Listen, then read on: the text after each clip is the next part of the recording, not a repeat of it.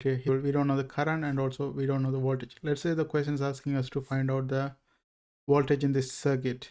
How we can solve this? Let's first try to simplify this circuit first. Here you can see we have 6 ampere current going upward, and here we have 4 ampere current going downward. So we can actually combine these current sources and make it simple. So if I combine the 6 ampere and 4 ampere, this is going to be, the resultant is going to be 2 ampere upside. So if we redraw this circuit, it's gonna look like this.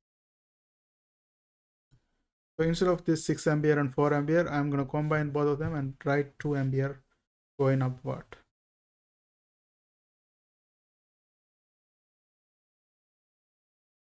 Okay, this is 2 ampere, and also here we have current dependent current source. I can better to put them together so we can it's going to be easier to do it. So I'm going to put the current dependent current source here, and that one is 0.9i, and then we have 3 ohm resistance right here, 3 ohm resistance, and the current going through is I. And we have 9 ohm resistance. Okay, and then we have 15 ohm resistance.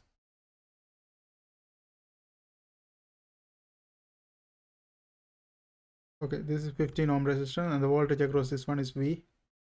And here we have 6 and 6 parallel resistance. When we have resistance in parallel, we can use this equation. R equivalent is product over sum.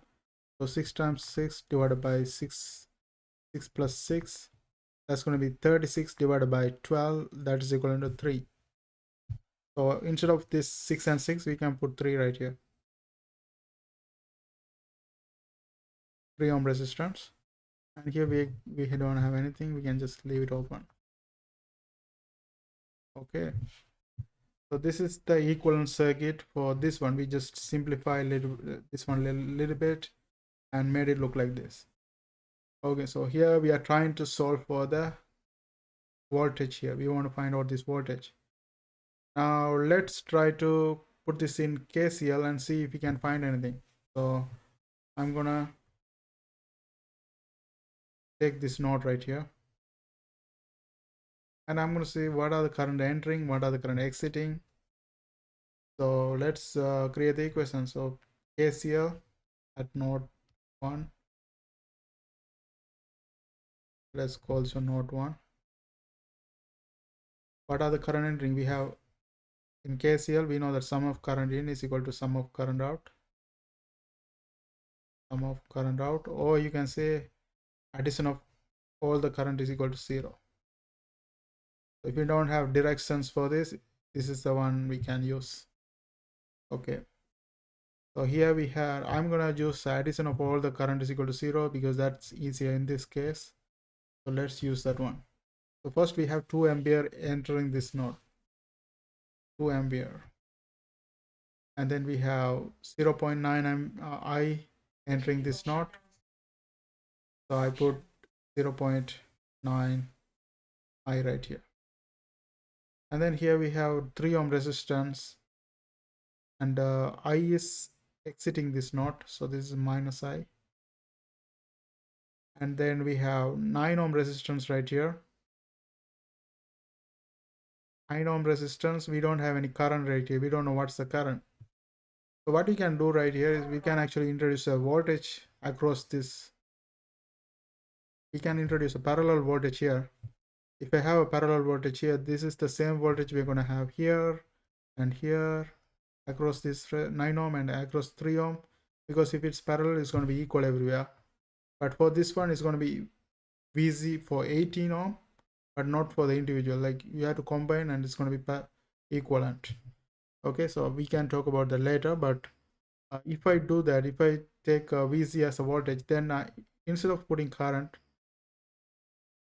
I can write this one in terms of V and R, like using Ohm's law.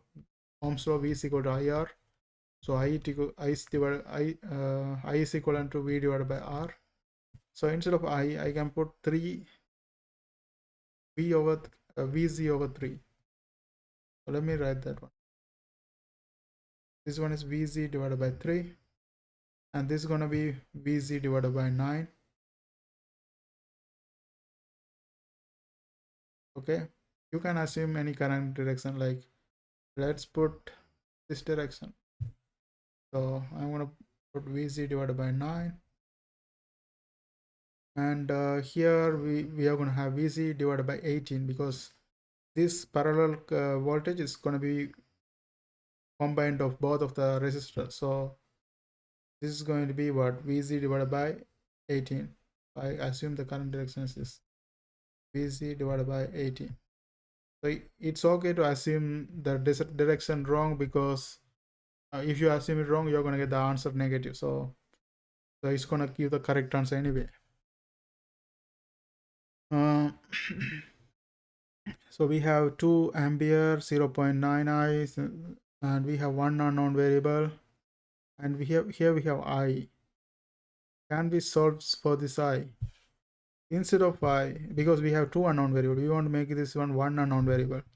So here we have I, right? And the I is equal to what? Vc divided by 3. I is equal to Vc divided by 3 right here. So I is Vc divided by, okay, I already have the equation for I. Instead of I can put Vc divided by 3. So this one I can replace that one with Vc divided by 3.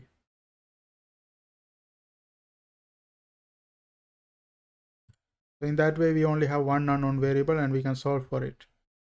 Okay, so this is just ampere. You can neglect this unit for now until we solve it. And finally, if you solve for Vz, if you combine them and solve it, you're going to end up with the answer of 10 voltage. Okay, that's the Vc value you're going to get. And after you find out the 10 voltage, then you can solve for I18. Like you can actually find out the current through these 2 resistors. I18, that's going to be what? So if you have current through these 2 resistors, Vz, like I is equal to V divided by R, so that is 10 divided by 18 ohm resistance. So that current is going to be the current that's, so this is 10 over 18 ampere passing through this. So the same current, when in series, the same current is going to be passing through the 15 and also passing through the 3. So if you want to find out the voltage as 15 ohm resistance, what we have to do is we have to create the equation for the voltage 15. Let me use a different color. The voltage at voltage 15, I times R. I is what? We found out here, 10 over 18. That's the same current going to flow through 15 and 3. So 10 over 18. And then we have the resistance, that's 15. Multiply by 15. And if you simplify, you're going to get 8103 voltage. And that's how we can solve these kind of problems. I hope you guys find this video helpful. Thanks for watching. Don't forget to subscribe my channel. See you guys on my